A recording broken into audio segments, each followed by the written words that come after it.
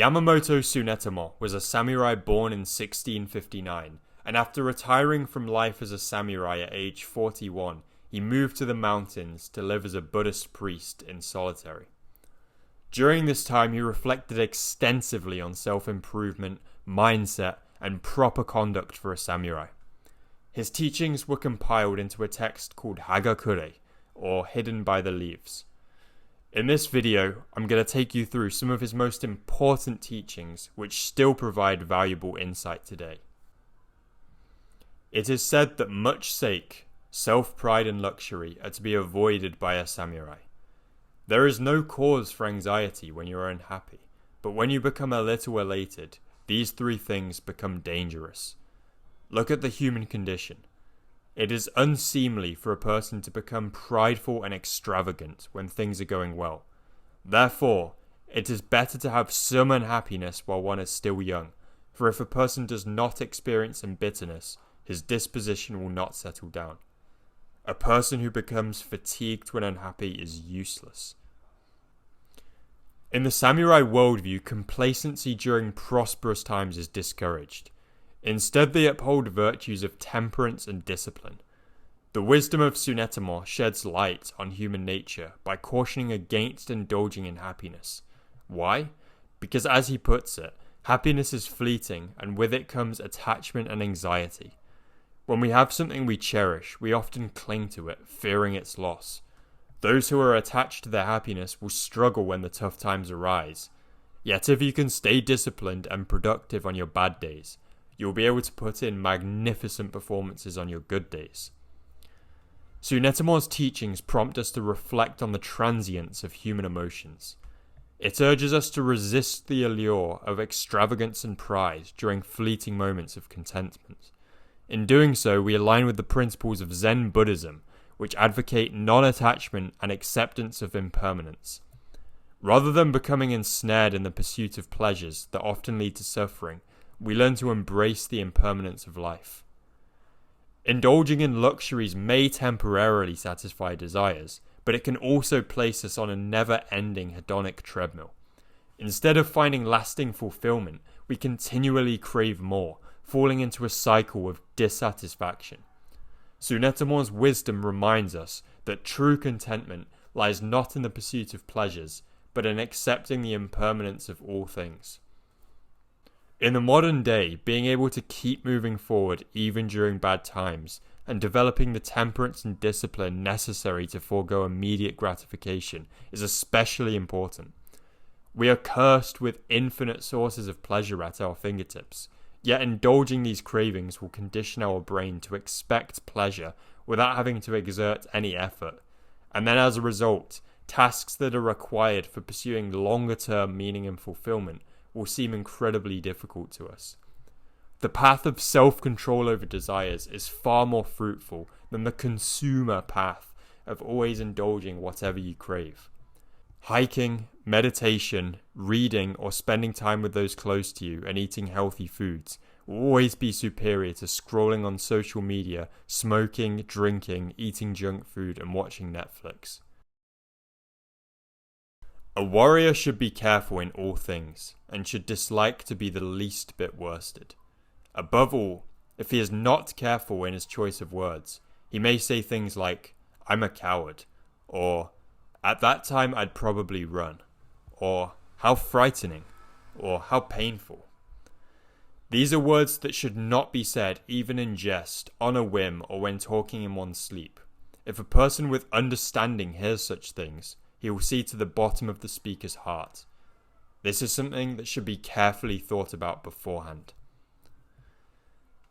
People draw all sorts of conclusions about us, both consciously and subconsciously, based on our speech. We can speak in a way that indicates weakness to others, or in a way that displays deep-rooted self-confidence that will make us appear competent. This is true both for what we say and the manner in which we say things. In addition, what we say influences how we perceive of ourselves. By refraining from expressing weakness or fear, we can reinforce our own mental strength. This practice helps maintain a mindset of courage and composure, which can be valuable in various aspects of life, not just in battle. For a samurai, cultivating the proper self-perception is crucial for creating the resolve to fight to the death in battle without hesitation. Tsunetomo taught that courage is one of the most important virtues for a samurai, and as a Zen Buddhist, he understood that our beliefs have a profound impact on our behavior. Even beyond the battlefield, maintaining honor and reputation were paramount for samurai, and weakening one's image would be detrimental for this. In the modern day, this advice remains relevant. Talking in a negative way about ourselves or implying through speech that our character is weak will make the people around us respect us less. In a job interview or when getting to know new people or when on a date, this can lead to undesirable outcomes, as those who command respect and display confidence are the ones who get the best opportunities. Speaking this way can also influence our own perception of ourselves, leading us to view ourselves as weaker, which will subsequently lower our confidence levels. Overall, Tsunetomo taught that we should be very careful with speech, and that one should opt for fewer words rather than many, to think carefully about everything one says, and to put effort into one's speech delivery. Otherwise, one can give too much away about his character, which should be displayed through action and not through words. Among the maxims on Lord Nashige's wall, there was this one. Matters of great concern should be treated lightly. Among one's affairs, there should not be more than 2 or 3 matters of what one would call great concern. If these are deliberated upon during ordinary times, they can be understood. Thinking about things previously and then handling them lightly when the time comes is what this is all about. When facing an event anew, facing it lightly is difficult if you are not resolved beforehand, and there will always be uncertainty in hitting your mark. However, if the foundation is laid previously, you can think of the saying, matters of great concern should be treated lightly, as your own basis for action.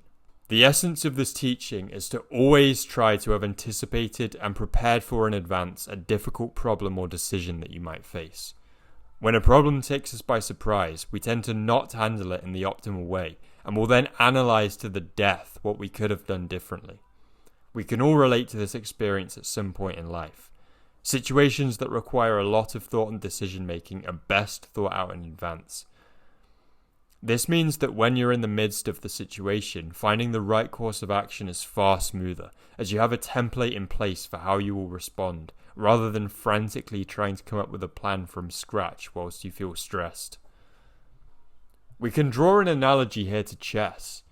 If before making your move you carefully considered your opponent's likely responses and came up with counters, then you are less likely to be caught by surprise when your opponent makes their move, and you can thus treat your subsequent move lightly. You might just need to double check the plan that you had already come up with, and then you can execute your move swiftly.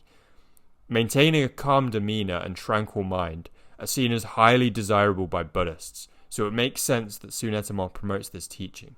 A samurai must be highly adaptable and prepared to act decisively in a wide range of scenarios. It is spiritless to think that you cannot attain to that which you have seen and heard the masters attain. The masters are men. You are also a man.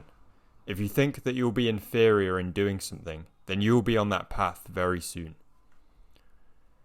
Since being a samurai required rigorous discipline, it was well known by Tsunetomo that the mind is extremely powerful and should be cultivated in the right way in order to act properly.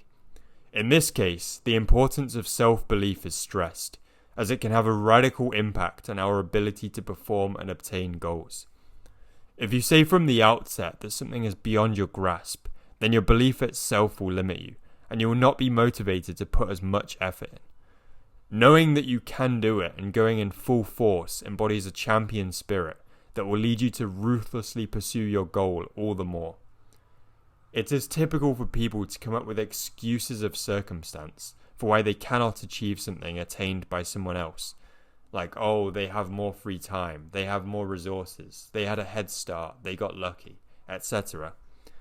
But most people who achieved things had barriers to that success. They may not have been the exact same barriers that you face, but they could just as easily have pointed to their own difficulties as reasons for why they could not attain their goal, yet they did attain it. Of course, some things can be genuine barriers to achieving success, but it pays a lot to have a high level of self-belief and see the barriers as problems to be solved rather than unsurpassable. Now, I found this teaching of voraciously pursuing goals with aggressive self-belief quite powerful in my own life. I have a health condition that limits my energy and functioning significantly, and I would sometimes set self-limiting beliefs on what is possible for me to achieve. But I decided that if I optimized my time, be disciplined to use as much of my energy as possible on productive things, and embrace the fact that I certainly can achieve the goals I set, then I think I'll get much more out of life than if I used health as an excuse. Things like this may lower your probability of achieving a goal, but they do not make it impossible. Your self-belief can be your destiny. At a glance, everyone's dignity is manifested just as it is. There is dignity in personal appearance. There is dignity in a calm aspect. There is dignity in a paucity of words. There is dignity in flawlessness of manners. There is dignity in solemn behavior, and there is dignity in deep insight and a clear perspective. These are all reflected on the surface, but in the end, their foundation is simplicity of thought and tautness of spirit. A crucial theme in Tsunetomo's philosophy is that you must inquire and set your mind right before the moment to act comes, in order to ensure that you take the proper course of action. Here we see a distinction drawn between the superficial manifestations of dignity and dignity itself. Whilst one can attempt to mimic these superficial and appearance-based aspects of behaviour from a role model, they will fail without the foundation of a simple, clear and disciplined mind. Things like personal appearance may be easily replicable, but life demands spontaneous action in most circumstances, and one who tries to replicate the external elements of a good character will not be able to keep up the facade if he has not cultivated his mind carefully. The foundational mental state is required to consistently act and speak with dignity. Thus, if one wants to have deep insight, calm aspect, paucity of words, then one ought to work on developing a clear, uncluttered, and disciplined mind. As a Zen Buddhist, Tsunetomo was an advocate of daily meditation to set one's mind right and develop resolve. This can cultivate discipline, train one to be calmer, and allow one to reflect on proper action before a situation arises. Now with that, we will wrap up this video, but stay tuned for more content on Yamamoto Tsunetomo and his teachings, as I'll certainly be making more content on the topic. If you enjoyed this video, please consider subscribing, leaving a like, and leave a comment on what you thought. Thank you for watching.